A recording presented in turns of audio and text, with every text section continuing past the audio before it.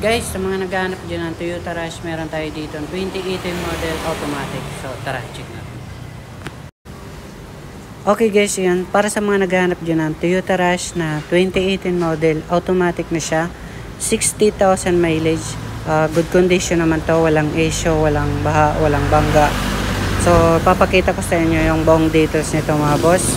Ang asking natin dito nasa 620,000. So, i-rush natin ng mas mababa sa 600,000.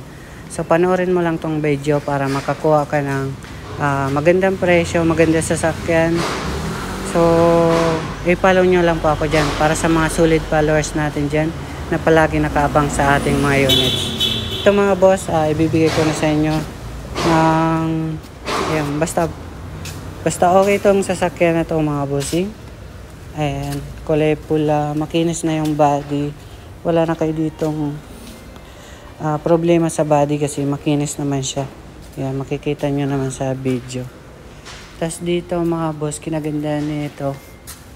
Ayan, kompleto yung mga sensor. Ayan, trash. Ending 4 na siya mga boss. Check natin dito.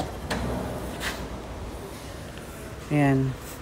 So maluwag dito sa likuran. Bali 5 seaters lang siya mga boss kasi A-bar yan lang siya. Ayan. Tapos may kompleto na rin yung tools niya.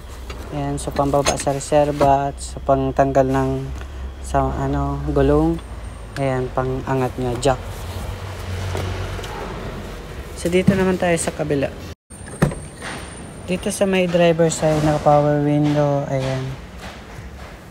Yan, so good condition naman to mga boss, and automatic transmission and push button na rin siya. Malinis yung ceiling, okay naman siya mga boss.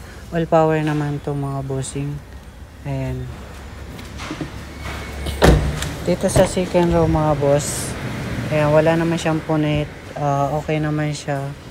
Fresh pa naman. Tapos natutupi rin pala to. Ayan, pag may ikakarga kayong maluwag dito, kayong mas maluwag pa, dun tayo sa kabila. Ayan, dito naman tayo mga boss sa kabila. Ayan, natutupi siya. Dalawang natutupi. So, napakaluwag dito. Okay? So, ayan. Yung kinagandaan niya dito mga boss. Ang kinagandaan pa dito mga boss, nakamags pa siya. Ayan, yung stock niyang mags yan, original. Tapos makakapal yung gulong. Ayan, makakapal talaga yan. Oh. Ayan. Okay, so lahat yan bago, pare-pares lang naman. Nasa 95% ng gulong. Sobrang kapal pa. Tapos dito mga boss, ayan yung makina. So magdala na lang kayong mekaniko o test drive naman.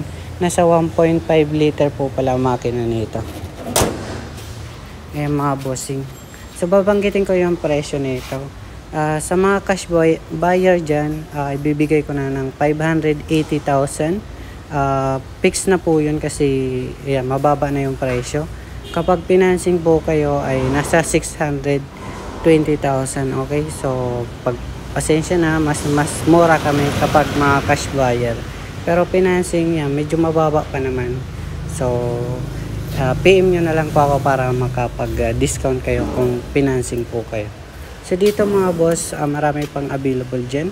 So comment na lang kayo sa baba para mabigyan kayo ng details. Salamat po.